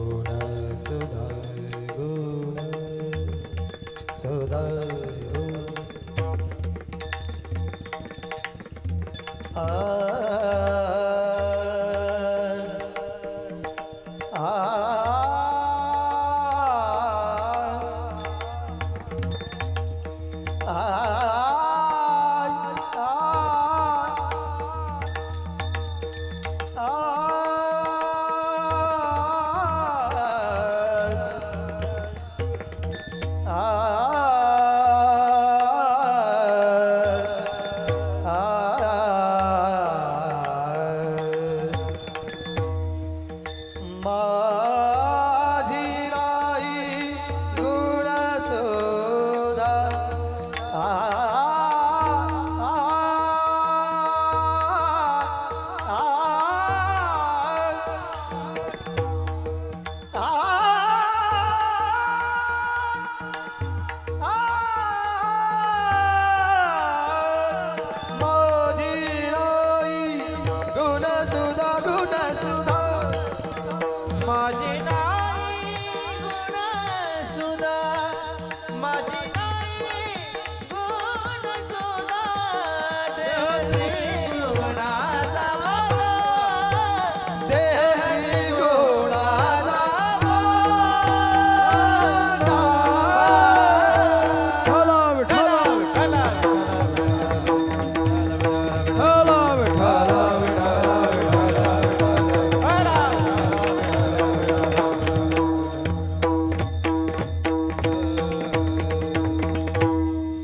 विचारा वाचून न पविजे समाधान.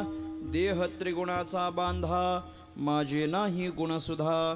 संत श्रेष्ठ तुकाराम महाराज या अभंगाच्या माध्यमातून यच्च यावत मानवी जीवाकडून अशी अपेक्षा करतात की माणूस म्हणून जीवन जगायला आलो असू तर आपण चांगलं विचार करून माणसानं स्वतःचं जीवन व्यतीत केलं पाहिजे. मी अनेक वेळा सांगत असतो, एक 2-3 पद्धतीचे माणसाच्या जीवनाचे स्तर पहा, तुम्हाला लगेच कळून येईल. मला सांगावं, बरं काय, वाईट काय आणि उत्तम काय, मला याचं चिंतन सांगा. 3 वर्ग आपल्या डोळ्यासमोर आहेत, एक वाईट, एक बरं आणि एक उत्तम. मला सांगा, माणूस म्हणून जन्माला आला, ऐका, माणूस म्हणून जन्माला आला, नको ते कर्म केले आणि राक्षस बनून मेला. हे कसं आहे? बरं, वाईट की उत्तम? माणूस म्हणून जन्माला आला, नको तसा वागला आणि राक्षस बनून मेला. हे कसं आहे? वाईट. हे वाईट आहे. माणूस म्हणून जन्माला आला, माणसासारखा वागला, माणूस बनून मेला. हे कसं आहे? बरं आहे. पण माणूस म्हणून जन्माला आला, साधूसारखा जीवन जगला आणि देव माणूस बनून मेला. कसं आहे मला सांगा? उत्तम आहे. माणसानं तुम्हाला कुठलं जीवन जगायला आवडेल सांगावं यातलं? तिसऱ्या पद्धतीचं. बरं, तिसरं नाही तर कमीत कमी दुसरं तरी. माणूस म्हणून जन्माला आलो, साधूसारखं वागून देव माणूस नाही बनता आलं, पण कमीत कमी माणसासारखं वागून माणूस तर बनता आलं पाहिजे की नाही?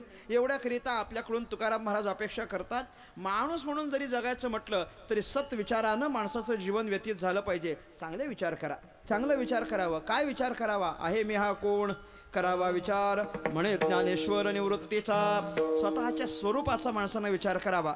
आत्मस्वरूपाचं ज्ञान होण्याकरिता चिंतन करावं. हा सगळा तत्त्वज्ञानाचा भाग आहे.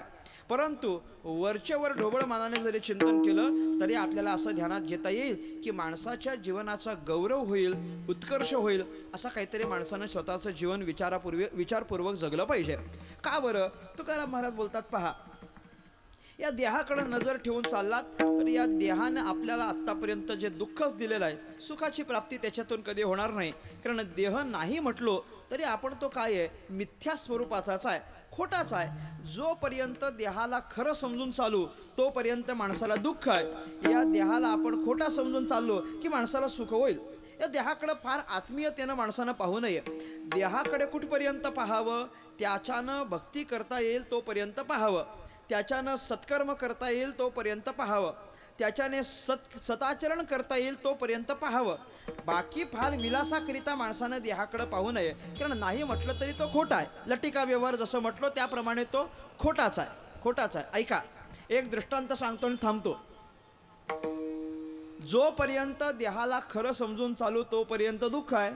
खोटं समजून चाललो की मग आपल्याला दुःख होणार नाही. या संबंधाने असं एक चिंतन केलं जातं, दृष्टांत सांगितला जातो की एक तरुण मुलगा होता. तो शिक्षणाकरिता म्हणून मुंबईत आला. चांगल्या पद्धतीचं त्यानं शिक्षण घेतलं, नोकरीला लागला. 4-5 वर्ष त्याने नोकरी केली. नोकरी करून थोडासा स्थिर या मुंबईमध्ये झाला आणि मग गावच्या लोकांनी आग्रह धरला, घरच्या लोकांनी, की बाबा आता लग्न केलं पाहिजे. म्हणून त्यानं लग्न केलं. सगळ्यांच्या आग्रहावरून त्यानं लग्न केलं आणि लग्न केल्याच्या नंतर मग पहिल्यांदाच तो आता बायकोला घेऊन मुंबईमध्ये राहायला आला. बिचारा भाड्याच्या घरात राहत होता आणि भाड्याच्या घराचं आपल्याला माहिती आहे कसं असतं. 11 महिन्याचं त्यांचं रेंट ॲग्रीमेंट असतं आणि 12व्या महिन्यामध्ये एकतर ते रिन्यू करावं लागतं किंवा मग दुसरी जागा त्याला शोधावी लागते. आता हा त्या भाड्याच्या घरात राहत होता, बायकोला घेऊन राहायला आला. बायको याच्यापूर्वी कधी मुंबईला आली नव्हती, मुंबई कशी असतं तिनं कधी बघितली नव्हती आणि म्हणून तिला फार अप्रूप वाटायचं त्या मुंबईचं. तो काय करायचा, दिवसभर कामावर जायचा, संध्याकाळी घरी आला की बायकोला घेऊन कुठंतरी मुंबई दाखवायला घेऊन जायचा. असा त्याचा नित्याचा क्रम होता. एक 11 महिने ते व्यवस्थित राहिले. जेव्हा याचं ॲग्रीमेंट संपायला आलं तेव्हा त्यानं त्याच्या बायकोला सांगितलं, बघ बाबा, आपण या भाड्याच्या रूममध्ये राहत होतो, त्याच्यामुळे 11 महिने संपलेले आहेत. आता 12व्या महिन्यात मला एकतर ते रिन्यू करावं लागेल किंवा दुसरी रूम घ्यावी लागेल. तू एक काम कर, पुढचा महिनाभर तू आपल्या गावी जाऊन राहा, परत आपल्याकडचं मी इथलं स्थिर झालो की तुला पुन्हा मुंबईला घेऊन येतो. ती म्हटली, हरकत नाही, एवढे दिवस मी चांगली आनंदात राहिली, जाते 1 महिनाभर गावाला, पण जाण्याच्या अगोदर माझी एक इच्छा आहे. ती म्हटली, काय इच्छा आहे? म्हटलं, काय नाही, माझी एवढीच इच्छा आहे की इथून गावाला गेल्यानंतर गावच्या लोकांना मला काहीतरी दाखवता आलं पाहिजे ना की नवऱ्याने मला काय मुंबई फिरवली ते. तो म्हटलं, नाही, पण तुझी इच्छा काय आहे? तो म्हटलं, काही नाही, मला असं काहीतरी द्या की जेणेकरून मी गावच्या लोकांना दाखवू शकेन की मुंबईला जाऊन आली. तो म्हटला, जास्त फिरवून बोलू नको, आपल्याकडे वेळ नाही. त्याच्यामुळे तू डायरेक्ट सांग तुला काय पाहिजे. तिनं सांगितलं, बघा माझी तुमच्याकडून फार अशी काही अपेक्षा नाही, मला फार काही नको, जास्तीचं मला काही नको, फक्त गावाला जाण्याच्या पूर्वी मला 10 तोळ्याचा हार करून द्या, जास्त काहीच नको म्हटलं. जास्त नाही पाहिजे, फक्त काय पाहिजे, 10 तोळ्याचा हार द्या मला, बाकी काहीच नको. तेवढा हार मी गावाला घेऊन गेली की बाकीच्या सगळ्यांना दाखवेन की नाही माझ्या नवऱ्यानं मला 10 तोळ्याचा हार करून दिला. आता तो विचार करायला लागला, हिला 10 तोळ्याचा हार कुठून घेऊन द्यायचा, आपण इथं रेंटच्या रूममध्ये राहतो, बरं आपली एक वेळची नोकरी आहे आणि आपण आता कसं काही हे करावं. त्याला आश्चर्य वाटलं, पण मनातल्या मनात तो विचार करायला लागला, आपली बायको पहिल्यांदाच मुंबईला आली आहे, त्यामुळे हिला काही मुंबईचं फारसं ज्ञान नाही. तो लगेच म्हणाला, 10 तोळ्याचा पाहिजे ना, देतो आणून, काही चिंता करू नको. आता तिला फार बरं वाटलं, आपण एका शब्दात मागितलं, नवरा एका शब्दात तयार झाला, तिला फार बरं वाटलं. हा कामावर गेला आणि संध्याकाळी येत असताना बाजारात गेला, पण खऱ्या बाजारात नाही गेला, हा खोट्या बाजारात गेला. तिथं गेला आणि 10 तोळ्याचा खोटा हार घेतला. फक्त काय म्हणतात त्याला, ते हार ठेवण्याची काय असते त्याला, हां बॉक्स पेटी हार ठेवण्याचा बॉक्स मात्र चांगल्या ज्वेलर्सकडून घेतला आणि तो खोटा हार घेतला, त्या बॉक्समध्ये ठेवला आणि आला संध्याकाळी घेऊन. बायकोच्या समोर तो बॉक्स उघडून दाखवला. बायकोनं तो हार पाहिल्यानंतर एवढा आनंद झाला तिला, ती विचार करायला लागली, काय माझा नवरा आहे म्हटले, नवरा असावा तर असा, का बरं सकाळी अपेक्षा करावी आणि संध्याकाळी 10 तोळ्याचा हार आणून देतो. तिला फार बरं वाटलं. तो म्हणायला लागला, आता काही गावाला जाण्याला हरकत. म्हटलं आता काही हरकत नाही, आता मी जाते, निश्चिंत जाते, मला पाहिजे होतं ते मिळालं की नाही, आता जाते. तो म्हणायला लागला, चल बॅग वगैरे भर, मी तुला स्टेशनला जाऊन रेल्वेत बसवून देतो, तू घरी जा. हरकत नाही. बॅग्स वगैरे भरल्या, सगळं भरून झाल्यानंतर हिनं सगळं भरलं आणि तो हार गळ्यात घातला. हार गळ्यात घातल्याबरोबर त्यानं सांगितलं, एक काम कर, हार काढून ठेव म्हटलं. का हार काढून ठेव, अरे आपल्याला इथून मुंबईपर्यंतचा प्रवास लोकलने करायचा आहे, नंतर तुला मी एक्सप्रेसमध्ये बसवून देणार आहे आणि लोकलला फार गर्दी असते, कोणी चोरला बिरला तर. एवढ्या आविर्भावानं सांगत होता जसा खराच करून आणला होता. पण त्यानं सांगितलं, बाबा बघ चोरला बिरला तर माझी जबाबदारी नाही, तू काढून ठेव. ती म्हटली, नाही म्हटले, मी काढून नाही ठेवणार. तुमच्या समोर नाही घालून मिरवायचा तर मग कोणासमोर मिरवायचा, नाही मला इथंच घालायचा आहे. फार आग्रह केला, घाल म्हटले. तिनं तो घातला. लोकलमध्ये चढताना बरोबर चढले, पण उतरल्यानंतर स्टेशनला उतरली आणि जेव्हा तिने गळ्याला हात लावला तेव्हा तिला कळलं आपल्या गळ्यातला हार चोरला म्हटल्यानंतर ती स्टेशनवर रडायला लागली. फार मोठ्यानं रडायला लागली.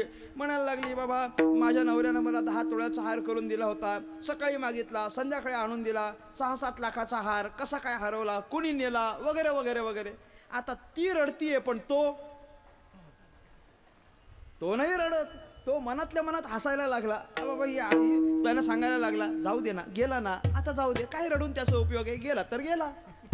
ती म्हणायला लागली, अहो असं कसं, पण तुम्ही एवढ्या मेहनतीने तेवढे पैसे गोळा केलेले असतील, एवढ्या 7-8 लाखाचं तुमचं नुकसान झालं, कसं बरं भरून काढणार आपण.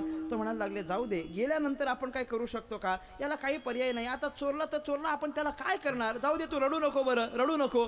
ती म्हणायला लागली, नाही, पण तुम्ही एवढी मेहनत केली असेल. शेवटी तो म्हणायला लागला, जाऊ दे, गेला तर गेला, तुला दुसरा देतो आणून. काय तयारी आहे याची, दुसरं आणून देतो म्हटलं. काही काळजी करू नको, रडू नको म्हटलं, दुसरं आणून देतो. ती म्हणायला लागली, असं कसं दुसरं आणून द्याल तुम्ही, दुसरं आणून द्यायचं म्हणजे परत 7-8 लाख रुपये खर्च करायचे, एवढं मी तुम्हाला खर्च काही देऊ शकत नाही, त्यामुळे हा कसा काय बरं गेला असेल. रडायला लागली, जोरात फार रडायला लागली. माणसं आजूबाजूला गोळा व्हायला लागली. हे पाहिल्यानंतर त्यानं शेवटी तिला सांगितलं, अगं बाई जाऊ दे, कुठं खरा होता म्हणे, खोटाच तर होता म्हटले, जाऊ दे. खरा नव्हता, खोटा होता, हे शब्द जसे तिच्या कानावर पडले तसं तिचं पण रडणं थांबलं ना, हसायला लागली. मला सांगा, ती रडत होती कुठपर्यंत, जोपर्यंत हार खरा आहे हे समजत होती तोपर्यंत ती रडत होती. ज्या क्षणाला तिला कळलं की बाबा गेलेला हार खोटा होता, त्या क्षणी तिचं रडणं थांबलं आणि तिचं हसणं सुरू झालं. हे त्या पद्धतीनं जोपर्यंत आपण या देहाला आणि आपण या प्रपंचाला महत्त्व देऊन खरं समजून चाललेलो आहोत, तोपर्यंत माणसाचं रडगाणं हे जीवनभर चालूच राहणार आहे. जेव्हा माणूस याची आत्मीयता कमी करून, ममत्व कमी करून याला मिथ्या समजेल, त्यावेळेला त्याचं रडणं थांबेल आणि त्याचं हसणं चालू होईल. हाच तुकाराम महाराजांचा पण तात्पर्य. तुकोबारा म्हणतात, याच्यामध्ये काही चांगला गुण नाही, याच्याकडे पाहू नका. देह त्रिगुणाचा बांधा, माझी नाही नाही गुणसुधा. पुढं तुकोबाराय म्हणायला लागले की बाबा म्हणून तुम्ही काय केलं पाहिजे, आपण केलेले सगळे कर्म भगवान परमात्म्याला समर्पित करा. देवाची या चाडे देवा द्यावे जे जे घडे. म्हणून तुम्ही एक काम करा, तुम्ही जे काही कर्म कराल ते सगळे कर्म भगवान परमात्म्याला समर्पित करा. विठ्ठला विठ्ठला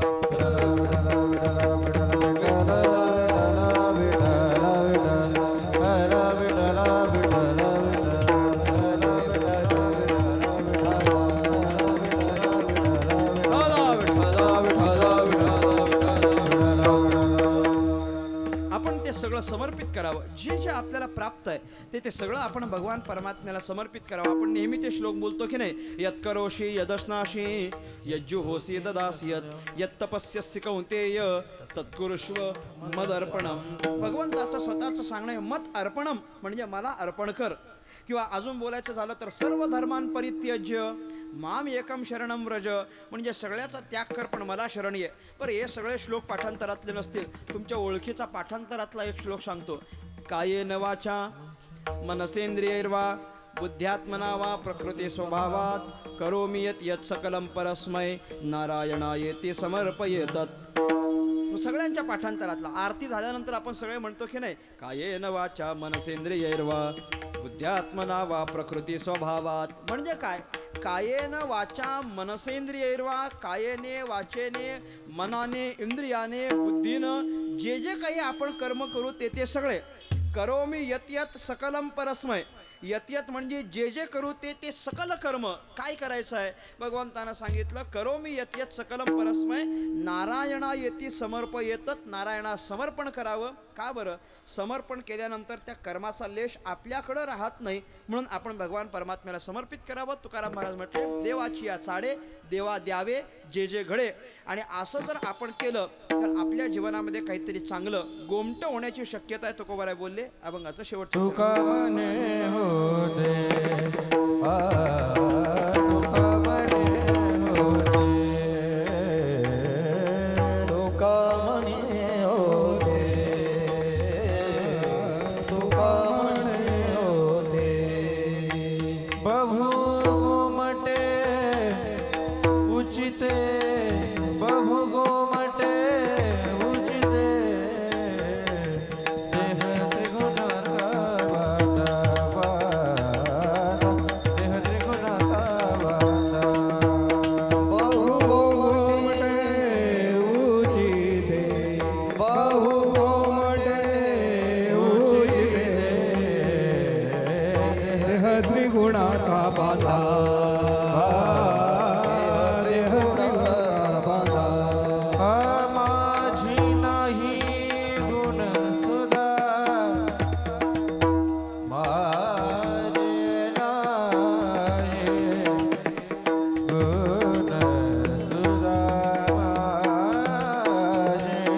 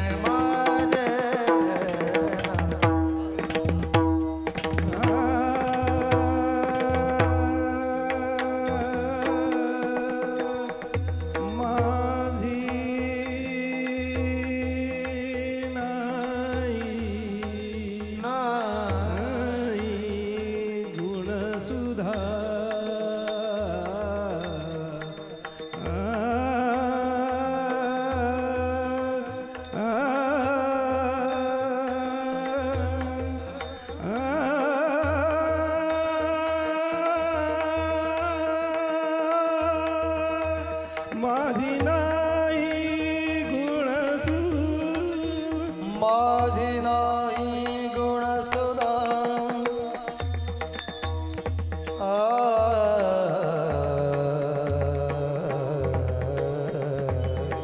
माझी नाही गुण सुधा गुण माझी नाही गुण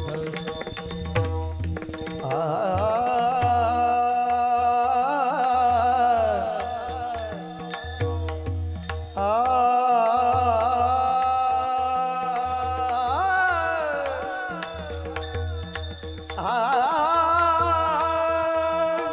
माझी नाही गुण सुधा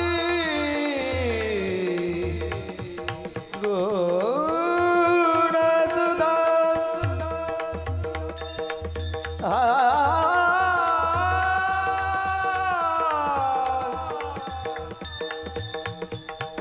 माझी नाही गुण सुधा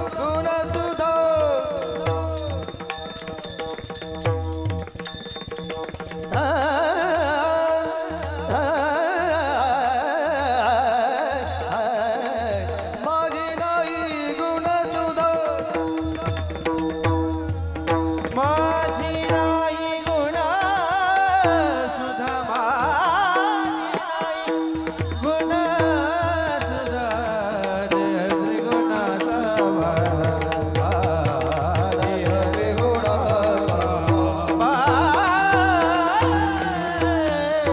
ज्ञानेश्वर माऊली ज्ञानराज माऊली तुकाराम ज्ञानेश्वर माऊली ज्ञानराज माऊली तुकाराम ज्ञानेश्वर माऊली ज्ञानराज माऊली तुकाराम ज्ञानेश्वर माऊली ज्ञानराज माऊली माऊली ज्ञानेश्वर माऊली ज्ञानराज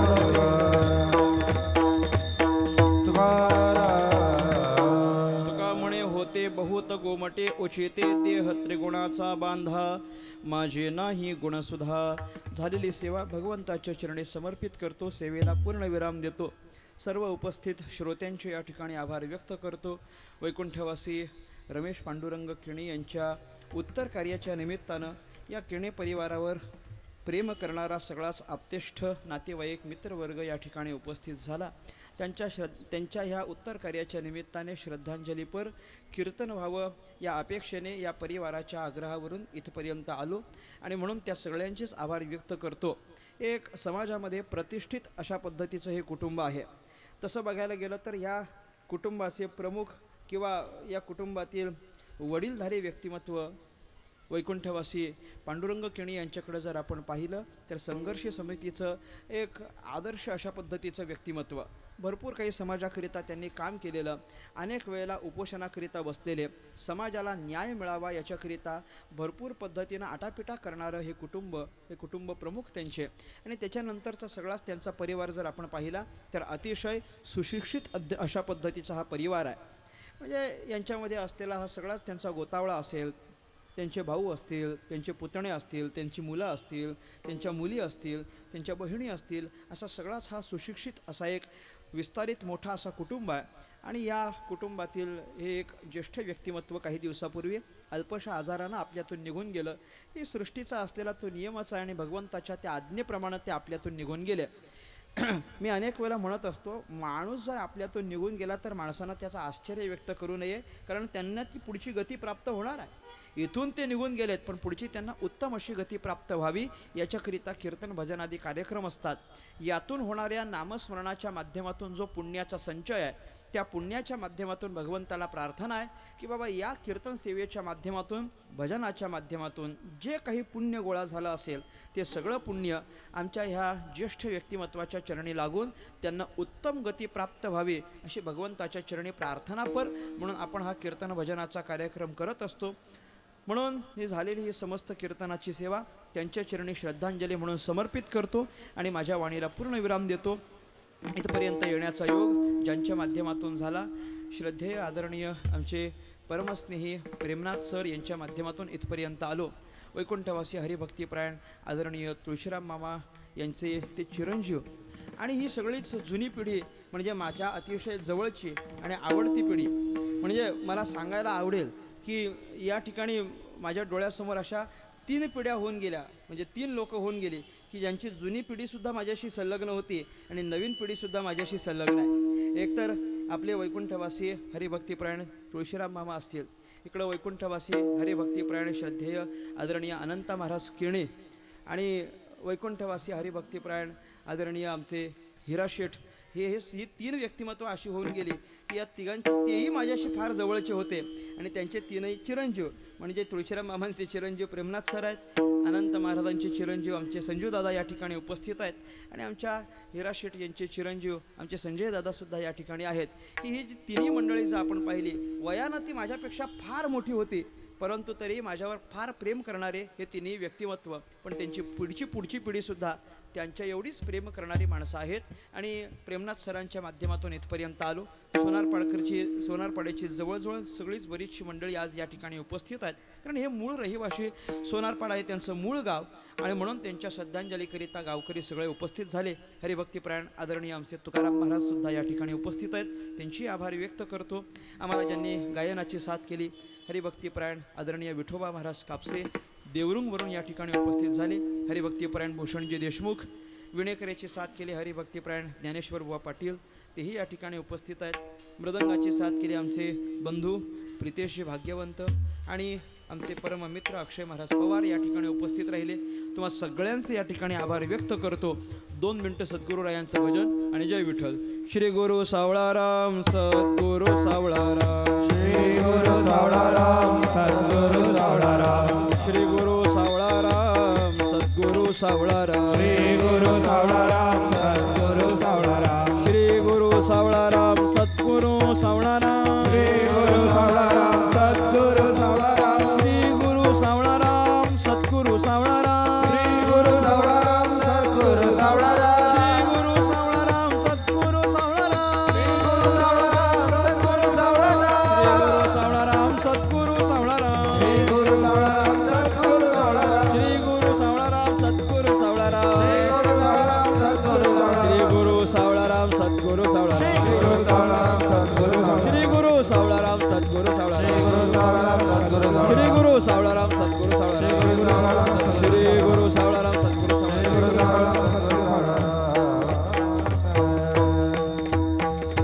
विठ्ठल जय जय विठ्ठल, जय विठ्ठल जय जय विठ्ठल, जय विठ्ठल जय जय जय विठ्ठल जय जय विठ्ठल.